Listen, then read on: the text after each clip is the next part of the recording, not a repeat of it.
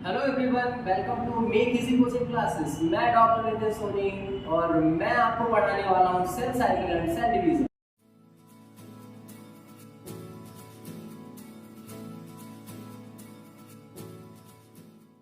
तो चलिए स्टार्ट करते हैं cell cycle and cell division, जहाँ पे सबसे पहले हम ये समझेंगे कि सेल साइकिल और सेल डिवीजन ये दो वर्ड हैं। यहाँ पे इन दोनों का मतलब क्या होता है, फर्स्ट ऑफ ऑल यही हम देखेंगे। तो सेल साइकिल का मतलब होता है, जैसा कि आप देख पा रहे हैं, सेल साइकिल का मतलब duplication of genome plus synthesis of other constituent is equal to divided into two daughter cell. कहने का मतलब एक सिंपल वे में कहा जाए तो सेल साइकिल का मतलब होता है जहां पे जेनेटिक मटेरियल का डुप्लीकेशन देखने को मिलता है और साथ में जितने भी और कंस्टिट्यूएंट हैं लाइक प्रोटीन सिंथेसिस, है ना, सेंट्रियोल डुप्लीकेशन और सेल ग्रोथ, ये सारी चीजें इसमें आ जाती हैं और फाइनली सेल डिवाइड हो जाती है। So this is called cell cycle. Next हम बात करते हैं डिवीजन। डिवीजन का मतलब होता है टू इक्वल हाफ में डिवाइड होना। तो जब सेल टू इक्वल हाफ में अपने आप को रिप्रोड्यूस करके डिवाइड करती है then it is called cell division. Okay, next हम आगे बढ़ते हैं। तो नेक्स्ट पॉइंट आप देख रहे होंगे, cell division approximately every 24 hours. मतलब जो सेल डिवाइड होती हैं वो 24 घंटे टाइम लेती है। क्लियर ना? ये एक फैक्ट है जो नॉर्मल सेल होती है और सेल बाय सेल का टाइमिंग या ड्यूरेशन चेंज हो सकता है। जैसे हम ईस्ट की बात करें तो वो 90 मिनट्स का समय लेती है डिवाइड होने में। नेक्स्ट अगर हम देखते हैं तो सेल साइकिल दो फेजेस में डिवाइडेड होती हैं, इंटरफेज एंड एमफेज। यहाँ पे एक डायग्राम आपको देखने को मिल रहा होगा जहाँ पे हमने रिप्रेजेंट किया है G0 phase, G1 phase, S phase, G2 phase and then this phase. Okay, तो हम इंटरफेज और एम फेज की बात करेंगे। तो जो G1 फेज से लेके G2 फेज ये पूरा हम कवर कर रहे हैं। This phase is interphase. और उसके बाद एम फेज की अगर बात करें तो एम फेज में आ जाती है prophase, metaphase, anaphase, telophase and then cytokinesis. तो एक सिंपल लैंग्वेज में बोला जाए तो इंटरफेज जो होती है it begin from G1 and end with G2। Okay, M phase की बात करें तो it begin from karyokinesis. Karyokinesis मतलब न्यूक्लियर डिवीजन। एम फेज जो है न्यूक्लियस के डिवीजन से स्टार्ट होता है और सेल के डिवीजन से एंड होता है। यहाँ पे आप देख पा रहे होंगे तो प्रोफेज, मेटाफेज, एनाफेज, टेलोफेज ये सब न्यूक्लियस डिवीजन के अंदर फेजेस आती है। उसके बाद लास्ट में साइटोकाइनेसिस, जहाँ पे एक सेल जो यहाँ से चली थी G1 फेज से और साइटोकाइनेसिस के बाद ये दो में डिवाइड हो गई है, दो डॉटर सेल में डिवाइड हो गई। यहाँ तक बात आपको क्लियर हो गई। नेक्स्ट हम आ जाते हैं, यहाँ पे एनसीईआरटी क्या कहती है कि जो इंटरफेज होता है पूरे 100% का 95% होता है। यानी मतलब मोस्ट ऑफ द टाइम 24 घंटे में जो सेल डिवाइड हो रही है 23 घंटे वो अपने इंटरफेज में लेती है। मतलब G1, S and G2 phase ये तीन फेज 23 घंटे में होती है और लास्ट की 1 आवर M फेज लेती है। मतलब सोचिए मोस्ट इंपॉर्टेंट जो यहाँ पे फेज है वो इंटरफेज है। तो यहाँ पे मैंने ज्यादातर इंटरफेज को ही फोकस किया है। आप इधर देख सकते हैं सारे फेजेस को हमने 1 बाय 1 पॉइंट रखा है। जैसे हम बात करें सबसे स्टार्टिंग में G0 फेज, तो ये किसी फेज के अंदर नहीं आती है but it is also a phase. वो कैसे, वो समझते हैं।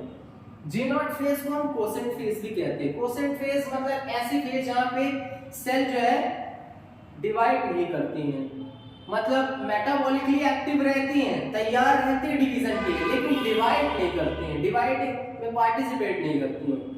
वो कब पार्टिसिपेट करती हैं? जब बॉडी को जरूरत होती है। जैसे हमने कहा हमारे कहीं पे चोट लग गई तो वहां पे टिश्यू डैमेज हो गया। टिश्यू डैमेज होना मतलब सेल डैमेज हो गया, सेल खत्म। अब वहां पे बॉडी को क्या चाहिए? नई सेल चाहिए। तो जो G0 फेज में सेल थी, जैसे हार्ट सेल की हम बात करें, तो उनको डिवीजन में पार्टिसिपेट करवाया जाता है।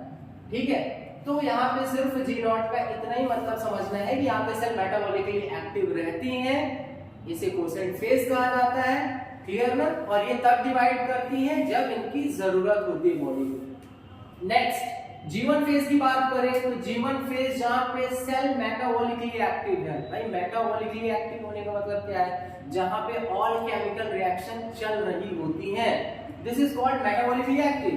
सेकंड बात करें कंटीन्यूअस ग्रो, यानी सेल कंटीन्यूअस ग्रो करती रहती है। ग्रो का मतलब क्या होता है, नंबर एंड साइज इंक्रीमेंट, मतलब नंबर कंस्टिट्यूएंट का नंबर भी बढ़ रहा है, साइज भी बढ़ रही है। तो सेल में कंटीन्यूअस ग्रोथ होती रहती है G1 फेज में। लास्ट में हम चले also called gap one phase, इसे गैप वन फेज भी कहते हैं, ज्यादा कुछ खास नहीं है। नेक्स्ट हम आते हैं S फेज में। S is also called synthesis phase, this is most important phase. क्यों? क्योंकि यहाँ पे डीएनए का रेप्लिकेशन देखने को मिलता है, यहाँ पे डीएनए रेप्लिकेट होता है। रेप्लिकेट कहने का मतलब डीएनए से डीएनए बनना। ध्यान रखिएगा एक मोस्ट इंपॉर्टेंट पॉइंट यहाँ पे है कि डीएनए से डीएनए बन तो रहा है but there is no increment there number, वहां पे नंबर नहीं बढ़ रहा बल्कि उसका कंटेंट बढ़ रहा है। मैंने कहा एक बाल्टी है जिसमें आप आधी बाल्टी पानी डाल दीजिए, बाल्टी तो एक ही है। अब हम क्या किए, बाल्टी को पूरा भर दिए पानी से, तो वहां पे पानी का जो कंटेंट है वो डबल हुआ है, ना कि नंबर, ठीक है ना। बाल्टी तो एक ही है, बाल्टी हमने डबल नहीं किया। समझ में आ रही बातें? कहने का मतलब यहाँ पे ये है कि डीएनए का कंटेंट डबल होता है, नंबर डबल नहीं होता है। क्लियर? नेक्स्ट बात करें यहाँ पे सेंट्रियोल का डुप्लीकेशन भी देखने को मिलता है साइटोप्लाज्म के अंदर। जो डीएनए का रेप्लिकेशन होता है वो न्यूक्लियस के अंदर होता है, जबकि सेंट्रियोल का डुप्लीकेशन साइटोप्लाज्म में। ये उनकी प्रेजेंस की वजह से, जो जहां होता है वहीं तो डुप्लीकेट होगा। ओके, नेक्स्ट हम आगे आते हैं gap two phase, G2 phase जिसे कहते हैं। यहाँ पे सिंथेसिस ऑफ प्रोटीन, यानी प्रोटीन का सिंथेसिस चल रहा होता है। ये सारी चीजें इसलिए हो रही हैं क्योंकि आगे उन्हें डिवीजन में पार्टिसिपेट करना है, M फेज में पार्टिसिपेट करना है, तो प्रोटीन का सिंथेसिस चल रहा है। Second one is a cell growth continue, अभी सेल ग्रोथ कंटिन्यू है, ठीक है। तो यहाँ पे हम देख रहे हैं कि किस तरीके से एक सेल डिवीजन में पार्टिसिपेट कर रही है और इंटरफेज में एंट्री कर चुकी है। ओके, नेक्स्ट हम आ रहे हैं G2। जैसे ही यहाँ पे सेल पहुंची, ये सारी चीजें हो चुकी हैं, अब वो M फेज में एंट्री करती है। कई सारे चेकर पॉइंट भी आते हैं, ये चेक करने आते हैं कि सेल प्रॉपर तरीके से काम कर रही कि नहीं कर रही है, जितने कंस्टिट्यूएंट चाहिए, जो चीज चाहिए डिवीजन के लिए वो उसके पास है कि नहीं।